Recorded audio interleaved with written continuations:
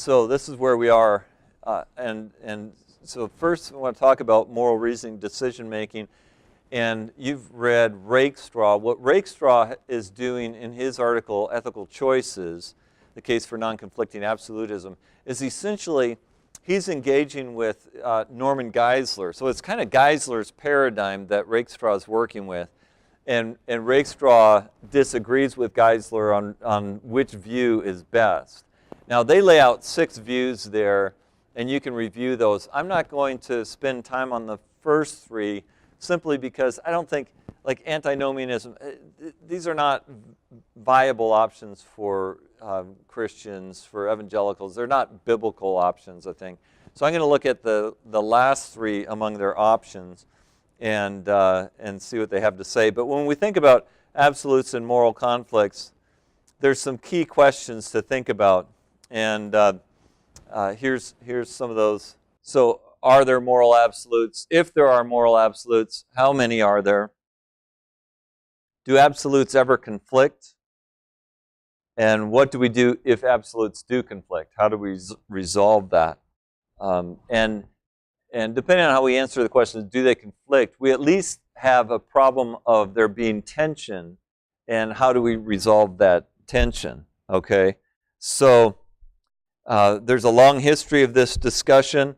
A lot of it focused on Rahab or the Hebrew midwives.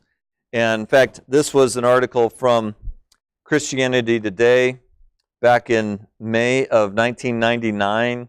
And they had a section back in those days where readers would write in with a question and then they'd get somebody to answer it. And the question was Rahab justified in lying when she said the spies had already departed? And the answer comes from an ethicist named Alan Verhey. At the time he was at Hope College. He ended up going on to Duke Divinity School, and he's been a highly regarded ethicist. So he says, Rahab lied. That's the simple truth. The Bible condemns deception. That too is the simple truth. Even so, when Rahab's story is told in Joshua 2, and when she is celebrated for her faith in Hebrews 11, and for her works in James 2, the Bible, while not justifying her lie, does not condemn it. The same is true of the midwife's lie, and that's in Exodus 1, and Elijah's lie in 2 Kings 6.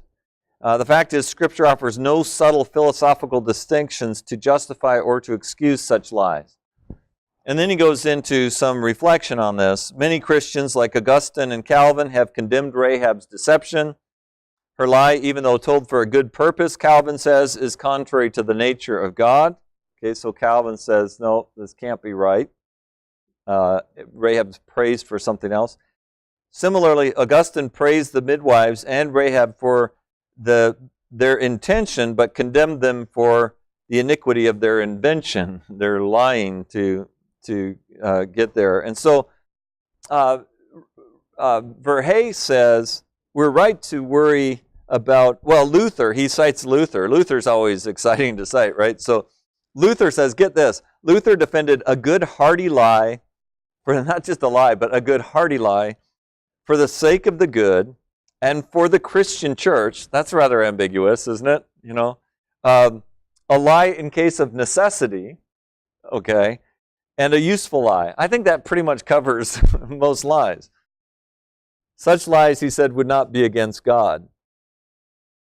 To be fair, Luther lived in very trying times, but still, Verhey says, we are right to worry about Luther's readiness to accept deception. At the same time, he says, 2 observations keep some Christian ethicists, including myself, from adopting Calvin and Augustine's rigorous rejection of all deception. So in citing Verhey here, I'm not affirming this, I'm just kind of setting up, here's kind of some of the issues that we'll be looking at. So one of his observations is God is truth, but truth is not a second God. It's sort of like God is life, but life is no God, right? And I'm not sure how helpful that point is, but the second point is interesting. God is truth, but when Scripture uses this image, it does not refer simply to some correspondence between word and thought. It's referring to something more like troth or trustworthiness. And so that the test for our speech and our lives is not simply whether what we say or do corresponds to what we think, but it's faithfulness to covenant. Now that, again, is kind of ambiguous, but he says this test requires of our speech more than simply telling the truth. I think that's helpful. The devil may be the father of lies, but there is also, as Dietrich Bonhoeffer said, a truth which is of Satan, right? So when we pass along gossip that injures a neighbor, we are not excused simply because it is true. So those are, he goes on to say some more. Again, that was out of Christianity Today from May 24th, 1999. But that's a setup. And so I want to look at the different solutions, and then we'll come back to the question of, is it right to lie? So, non-conflicting absolutism. I'll throw these up there and then just talk about it a little bit. So there are many absolutes. Absolutes do not and cannot conflict for the non-conflicting absolutist. It's part of the nature of absolutes that they can't conflict, and they don't conflict. So when we think there's a conflict, it's only apparent. It's not a genuine conflict, right? So it's not hard to imagine that we encounter things like that, where this is troubling and difficult, but it's only an apparent problem. It's kind of thinking about ontology versus epistemology, right? So then it drives the non-conflicting absolutist to a position where absolutes must be carefully understood and defined, right? Try to understand this better. And there's always a right course of action for, according to Rakestraw and these others. So this would include people like Augustine, Kant, John Murray. John Murray, great biblical theologian, middle of the 20th century. He's written a book called Principles of Conduct, Aspects of Biblical Ethics. So he's something of a non-conflicting absolutist. Certainly Rakestraw himself, article I've had you read. And here's a couple of quotes to help to drive this. Bob Rakestraw says, non-conflicting absolutism holds that there will never be a situation in which obedience to one absolute will entail disobedience to or the setting aside of another absolute. Okay, so something to think about. That's from the Ethical Choices article. Here's another one from David Clyde Jones, his book, Biblical Christian Ethics. I brought this tonight. It's a helpful read, and he really engages this issue in there. So the idea of being compelled by providentially governed circumstances to choose the lesser of two moral evils, that is, the lesser of two sins, is highly problematic on Christian assumptions. It impugns the integrity of the lawgiver by supposing he has issued conflicting commands, yet holds us responsible for obeying both of them. Now, for somebody who's not a non-conflicting absolutist, they probably say that's not a very generous sort of description of the problem. But you get an idea from both Rakestraw and David Clyde Jones how that looks in their view. And you can look at those articles or his book a little bit further if you want to see more of that. But so that's non-conflicting absolutism. The next view is ideal absolutism. And here again, there's many absolutes, but that's where they end in terms of their agreement. Absolutes do conflict, and they would argue that they conflict because we live in a fallen world, right? It's sin that brings these things into conflict. The non-conflicting absolutist would say, why would sin do that? You know, these are God's commands and flowing out of his nature and things. And so absolutes do conflict in a fallen world. Absolutes are not equally binding. I think that's just an obvious, if you are to get anywhere and you believe that they conflict, you know, they must not be equally binding, or you could do nothing. Nothing you could do would be right. The knowledge of absolutes is maybe intuitive, maybe revealed. I tend to think that ideal absolutists lean towards the intuitive. It's just obvious that you would lie to save a life, right? You don't have to be able to make a philosophical defense of that, really. You can, but that's just obvious. That's intuitive. But some ideal absolutists, it seems to me, would also defend it as here's what Scripture teaches us. Okay? And then in a conflict, we must break one absolute. In doing that, we choose the lesser of two evils. Okay? But because of that, it may be the lesser evil, but it's still an evil that we've chosen, an evil that we've done. And so the ideal absolutist would say, this action is sinful, right? So it requires forgiveness. That may immediately raise some red flags for you. We'll get back to that, okay? But there's a number of people who hold this. Richard McCormick, I'm going to give a quote from him in a moment. I think Reinhold Niebuhr falls in there with his view of Christian realism. Dietrich Bonhoeffer, because he gets to the point where even though we're supposed to obey the government and respect our governing authorities, he gets to the point where he would be willing to participate in the assassination attempt on Hitler because it was so bad. But he still thinks that doing so it has some evil. You know, but it's a lesser evil, and we're compelled to do it. But then he thinks that, well, then we better just acknowledge that and ask for forgiveness. And interestingly, J.I. Packer, I'll show you a quote from him in just a moment.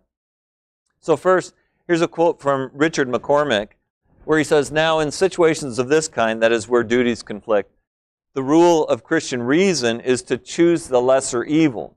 This general statement is, it would seem, beyond debate.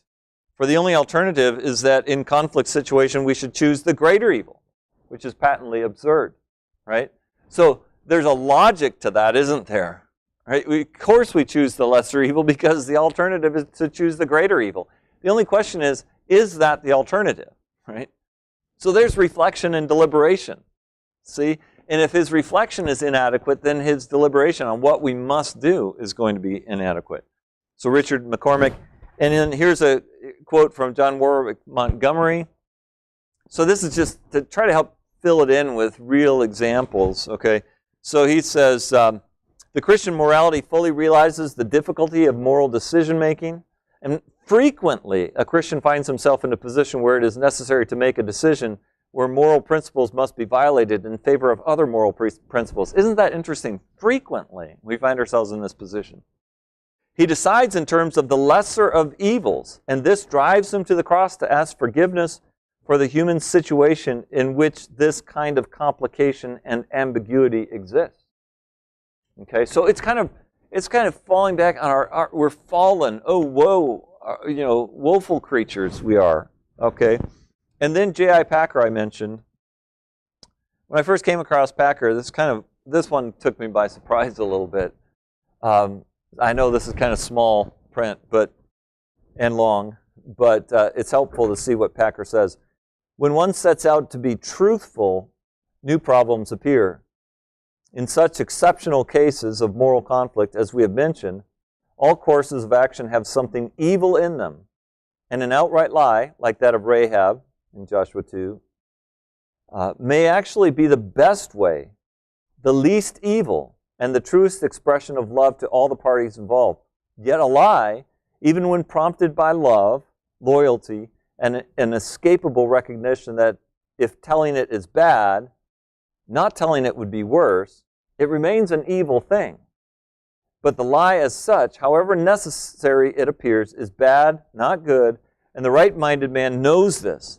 Rightly will he seek fresh cleansing in the blood of Christ and settle for living the only way anyone can live with our holy God, by the forgiveness of sins. Okay? So I would say there's some insight into the predicament there, but it's a troubling solution. All of these answers, okay? So let's press on. So probably the most difficult to distinguish would be ideal absolutism and graded absolutism. So pay attention here, okay? And with graded absolutism, you have many absolutes. The absolutes do conflict in a fallen world, but they're not equally binding. So far, basically very similar, if not the same. There is a discernible hierarchy. Graded absolutism is sometimes called hierarchicalism because of the emphasis on there is a hierarchy and kind of building that hierarchy out, okay? So they might point to something like Jesus referred to the weightier matters of the law, which means there's less weighty matters, and that's a hierarchy in the law, right? I don't think that's the best way of seeing it, but leave it there for a second. Or when Jesus is asked, what's the greatest commandment? He refers to the greatest commandment and the second that's like it, and all the law and the prophets hang on these. So again, they would see a hierarchy, and there and other places as well. And a hierarchy implied when Rahab lies to save the lives of the spies, and she's applauded for that. So there's a discernible hierarchy. But in a conflict then, you must suspend the lower and hold to the higher absolute. Okay? So this isn't, notice the language, it's not like the ideal absolutist who talks about breaking the lower absolute, breaking one absolute in order to keep another. It's suspending it instead. Now, I've read these nuances a number of times, and I still can't see how suspending it is not breaking it, right? When Rahab lies, that doesn't sound like a suspension of the demand to tell the truth. It sounds like not telling the truth. It sounds like breaking that, right? So I'm not sure it's helpful to go there, but here's another distinction from ideal absolutism, is that it's not sinful. It's choosing the greater good. So that I think is helpful. Rather than seeing it as choosing the lesser evil, they want to emphasize it's choosing the greater good, and this is not sinful, okay? But it doesn't get around the fact that these absolutes conflict and you're suspending one or breaking one. But they would see it as suspending. So Norm Geisler, Millard Erickson would hold to these. Had a conversation with Paige Patterson, and he held to something like graded absolutism. And so those are the three major views, the ones that Geisler and Rakestraw talk about. Holmes seems to be an advocate of, this is Arthur Holmes in his book Ethics, seems to advocate something like graded absolutism when he says, the sanctity of innocent human life ranks higher than telling the truth to murdering Gestapo agents in terms of both a just society and sacrificial love. When innocent victims are being unjustly arrested and killed, the unjust killer has no right to expect the truth. And love, in the interest of justice, protects its victims. Okay? So, question is, how is Holmes' argument here grounded? You know, how does he establish these things? And you notice, you know, to look at this again, love and justice compel us to protect the innocent. And I think it's helpful. It's a helpful statement, but also notice that it's really asserted more than defended, right? I mean, he just says that, you know, it's kind of like saying, well, it's obvious that we ought to save a life instead of telling the truth in a situation like that. Now, he does give some defense of that, but even that defense, love in the interest of justice protects its victims, is still more of an assertion than really working out the details. There's another view that I thought I'd review, which I think falls outside of these three views exactly. So John Jefferson Davis, you've read his chapter. He makes a distinction between he's following some other philosophers, but he makes a distinction between prima facie duties, that is, other things being equal, and actual duties, all things considered. And he would argue that in certain contexts, normal duties do not hold. So, give an example here. The prima facie duty is to obey God and government. Okay? We're commanded to do both. But in a conflict, our actual duty is to obey God rather than man. Okay? Now, I think that's useful in some situations, but I don't think it's directly applicable to absolutes. Here's why. Because when we are commanded to obey God and we're commanded to obey governing authorities, one of those is absolute. We must obey God. The command to obey governing authorities, though, is a qualified one. And it's clearly qualified in Scripture itself. We must obey God rather than man, right? In other words, if those things come into conflict, it's not a conflict of absolutes, because obedience to human authority is not absolute. It's qualifying. So it doesn't get us where we may want to go. And in the case of lying to save a life, we still have to solve some difficult challenges.